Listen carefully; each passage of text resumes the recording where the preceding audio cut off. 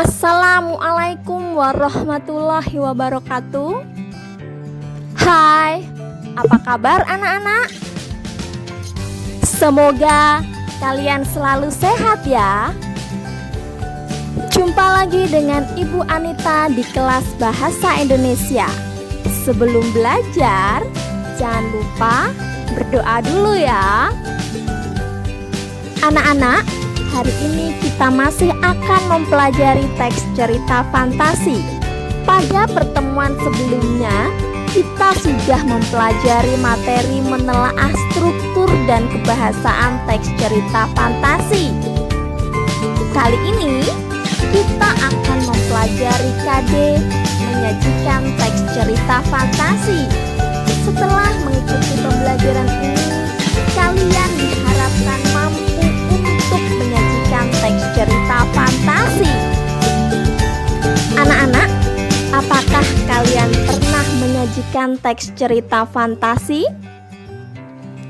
Jika belum, mari kita pelajari langkah-langkah untuk menyajikan teks cerita fantasi. Ada beberapa langkah yang harus kalian lakukan untuk menyajikan teks cerita fantasi. Yang pertama adalah menemukan ide. Biasanya, ide-ide ini berputar di sekitar peristiwa utama, seperti berpetualang di dunia ajaib, terlempar ke masa depan, atau kembali ke masa lampau, menjadi pahlawan super yang memiliki kekuatan ajaib, dan lain sebagainya. Selanjutnya, kalian ajukan pertanyaan-pertanyaan sederhana seperti mengapa, siapa yang melakukannya, kapan, atau bagaimana. Teruskan pada pertanyaan-pertanyaan yang lebih detail seperti bagaimana hal itu bisa mengubah dunia, atau bagaimana hal itu bisa memengaruhi orang-orang di sekitarnya. Akhirnya, ini akan menjadi plot utama yang akan difokuskan pada peristiwa-peristiwa dalam cerita. Anak-anak, langkah kedua untuk menyajikan teks cerita fantasi adalah menciptakan tokoh. Kini kalian sudah mempunyai beberapa peristiwa utama yang akan menjadi inti cerita. Sekarang, saatnya untuk melanjutkan ke penciptaan tokoh-tokoh utama. Karena ini adalah cerita fantasi, sang tokoh bisa merupakan suatu makhluk selain manusia atau semacamnya. Namun, harus jelas apakah dia perempuan atau laki-laki. Apa perannya dalam cerita tersebut? Tentukan juga ciri-ciri kepribadian utama tanpa memberi terlalu banyak detail. Anak-anak, langkah ketiga dalam menyajikan teks cerita fantasi adalah menentukan latar. Putuskan di mana tokoh ciptaanmu itu hidup. Manusia tinggal di bumi, tetapi di mana tokoh itu tinggal? Apakah ia dunia yang ingin kamu ciptakan sendiri? Pilihlah latar yang mendukung inti cerita. Anak-anak, berikutnya langkah keempat adalah menciptakan alur. Tentukan peristiwa utama. Rancanglah supaya peristiwa itu dapat dipercaya. Gabungkan peristiwa-peristiwa lainnya dalam peristiwa utama. Buat karakter-karakter tokohmu berkembang melalui alur. Perjalanan antar galaksi, peperangan dengan robot di masa depan, atau rintangan-rintangan yang dihadapi dalam mendapatkan kekuatan super akan membuat setiap orang berkembang. Setelah peristiwa-peristiwa tersebut Buat perubahan, baik perubahan halus atau drastis pada kepribadian si tokoh. Buat rintangan dalam kehidupannya sehingga tercipta konflik yang menarik. Anak-anak, langkah kelima dalam menyajikan teks cerita fantasi adalah mulai menulis. Jangan mulai dengan kalimat "pada suatu hari yang cerah". Buat pembaca tertarik dengan paragraf pertama dan hanyutkan mereka ke kisahmu yang penuh petualangan. Bandingkan dengan kalimat berikut ini yang tentu lebih keren dan menghanyutkan. Misalnya, di sebuah tempat antah berantah, sebuah kota sihir yang memantulkan sinar matahari yang cerah. Atau, pada malam itu, langit seakan bercampur dengan kegelapan. Itulah langkah-langkah untuk menyajikan teks cerita fantasi. Sekarang mari kita praktikkan langkah-langkah tersebut. Perhatikan contoh berikut. Pertama, kita harus menemukan ide terlebih dahulu. Gali ide dengan berfantasi, misalnya dari topik lingkungan, kecanggihan teknologi, masa depan, atau topik lain yang menarik perhatian. Kita dapat mengambil contoh misalnya petualangan dengan mesin waktu. Berfantasilah seakan-akan kamu berhasil menciptakan mesin waktu dan menggunakannya untuk berpetualang kembali ke zaman purba. Selanjutnya, kamu tulis tema yang akan kamu angkat dalam cerita fantasimu dalam bentuk pernyataan. Misalnya, petualangan mengembalikan manusia purba kembali ke zamannya. Setelah ide kita temukan, langkah yang kedua adalah menuliskan deskripsi tokoh-tokoh. Tokoh dan karakter dalam cerita fantasi, misalnya yang pertama tokoh aku atau Doni, karakternya bertanggung jawab dan pemberani. Tokoh yang kedua adalah Ezra yang memiliki karakter setia kawan. Tokoh yang ketiga Ardi memiliki karakter setia kawan. Dan tokoh yang keempat manusia purba yang memiliki rasa ingin tahu yang besar. Setelah tokoh-tokoh dalam cerita fantasimu berhasil diciptakan, langkah yang ketiga menentukan latarnya. Misalnya, latarnya adalah masa sekarang dan zaman purba. Jika ide sudah berhasil kita gali, tokoh sudah berhasil kita ciptakan, dan latar sudah kita tentukan, langkah yang keempat adalah menciptakan alur. Alur kita susun berdasarkan struktur teks cerita fantasi yang terdiri dari orientasi, komplikasi, dan resolusi. Selanjutnya, langkah yang kelima adalah mulai menulis cerita fantasi. Perhatikan contoh penyusunan struktur teks cerita fantasi beserta pengembangannya berikut ini. Mulai dari struktur orientasi terlebih dahulu. Kita akan mengenalkan tokoh, latar, dan konfliknya.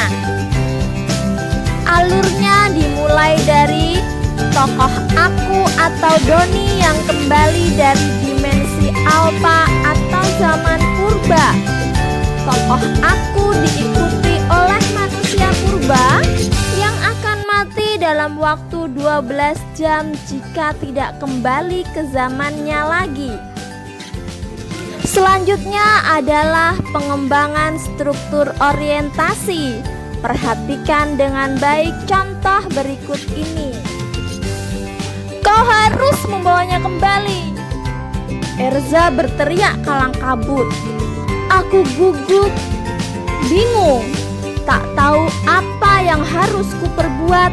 Sedangkan manusia dengan wajah setengah kera itu memandang sekeliling. Manusia purba itu menemukanku ketika aku memasuki dimensi alfa. Tanpa kusadari, ia mengikutiku. Manusia purba itu akan mati jika tidak kembali dalam waktu 12 jam. Anak-anak, setelah struktur orientasi kita buat, berikutnya kita membuat alur pada struktur komplikasi. Struktur komplikasi menceritakan permasalahan-permasalahan yang dihadapi oleh tokoh hingga mencapai puncaknya. Berikut ini adalah contoh alur pada struktur komplikasi. Alur pada struktur komplikasi dimulai dari tokoh aku atau Doni yang akan mengembalikan manusia purba ke zamannya, walau hal tersebut akan membahayakan nyawanya. Erza dan Ardi tidak menyetujuinya. Tokoh aku hanya punya waktu 8 jam lagi. Tokoh aku melakukan persiapan untuk mengembalikan manusia purba ke zamannya sebagai bentuk tanggung jawabnya. Tokoh aku dan manusia purba masuk kembali ke dimensi alfa. Manusia purba berhasil dikembalikan lagi ke zamannya. Tokoh aku hanya tinggal punya waktu 10 menit lagi untuk keluar dari lorong dimensi alfa. Terdengar teriakan keras dan guncangan hebat. Tokoh aku terlempar kembali ke laboratorium. Anak-anak, berikut ini adalah contoh pengembangan dari struktur komplikasi. Aku harus membawa dia kembali, teriakku. Erza menghempaskan tubuhnya pada meja kontrol laboratorium dengan kesal. Ardi berteriak lantang, "Jangan main-main, Don!" Ardi menatapku dengan tajam. Padahal Erza tercekat. "Aku tahu, kita hanya tinggal punya waktu 8 jam, jawabku. Aku terus berusaha meyakinkan sahabat-sahabatku. Jika kamu mengembalikan manusia purba melebihi 8 jam, berarti tamat riwayatmu, ucap Erza. Kembali Erza dan Ardi menatapku tajam. Aku mengutak-atik komputer Luminaku dengan cepat. Aku memutuskan untuk tetap mengembalikan manusia purba itu. "Sistem oke," ujarku. "Manusia purba itu harus hidup. Setiap makhluk berhak untuk hidup. Aku yang membawanya, aku juga yang harus mengembalikannya. Orang tuaku tak pernah mengajarkanku untuk melarikan diri sesulit apapun masalah yang kuhadapi." Kuklik tombol run pada layar monitor Lumina di depanku dan diikuti gelombang biru mirip aurora memenuhi ruangan. Pagar asteroid terbuka lebar, memberikan ruang cukup untuk melewati bersama manusia purba itu. Ruangan penuh asap dengan pohon-pohon yang meranggas. Hampir 8 jam, manusia purba tetap memegang tanganku. Kurang 10 menit aku lepaskan tangan manusia purba. Kujabat erat dan aku lari menuju lorong dimensi alfa. Kurang 10 menit lagi waktu yang tersisa dan aku masih di lorong dimensi alfa. Aku berpikir ini takdir akhir hidupku.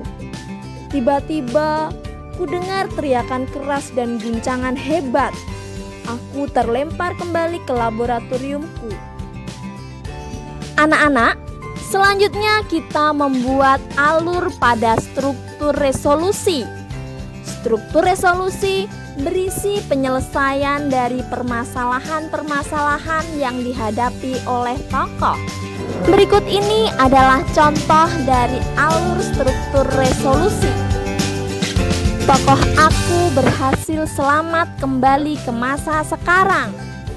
Semua peralatan laboratorium hancur berantakan. Dari monitor, terlihat manusia purba tersenyum sambil melambaikan tangan. Anak-anak, berikut ini adalah contoh pengembangan dari alur pada struktur resolusi. Alarm berbunyi. Gelombang dimensi alfa semakin mengecil. Badanku lemas seakan rontok semua sendiku. Aku menengadah dan kulihat sahabat-sahabatku mengelilingiku. Semua alat di laboratorium ini pecah berantakan. Tinggal laptop luminaku yang masih menyala. Ardi, maafkan aku. Maaf telah merusak laboratorium untuk penelitian ini, kataku mengibak.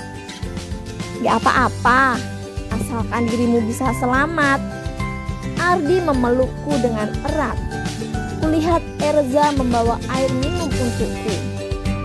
Tidak menyangka, aku berhasil dikembalikan dan hidup lagi secara biasa. Manusia purba itu juga berhasil kembali ke habitatnya pada 500 tahun sebelum Masehi. Aku dapat melihatnya dengan jelas di layar laptop. Manusia purba itu tersenyum sambil melambaikan tangan ke arahku. Anak-anak, setelah semua alur kita kembangkan, langkah selanjutnya adalah membuat judul. Judul cerita harus mencerminkan isi cerita. Contoh judul untuk cerita fantasi tadi adalah Ruang Dimensi Alfa. Dapat kita simpulkan bahwa langkah-langkah untuk menyajikan teks cerita fantasi dimulai dari menggali ide atau tema. Berikutnya, kalian harus membuat tokoh cerita. Setelah tokoh cerita dibuat, tentukan latarnya. Setelah itu, kalian menentukan alurnya dan kembangkan menjadi sebuah cerita. Anak-anak, selesai sudah pembelajaran kita hari ini. Segeralah berlatih untuk menyajikan teks cerita fantasi. Mulailah kalian berfantasi terhadap hal-hal yang mustahil terjadi di dunia nyata. Jika kalian mengalami kesulitan, silakan bertanya kepada ibu melalui grup kelas bahasa Indonesia. Sampai jumpa di kelas bahasa Indonesia berikutnya. Tetap semangat dan jaga kesehatan. Billahi taufik wal hidayah. Wassalamualaikum warahmatullahi wabarakatuh.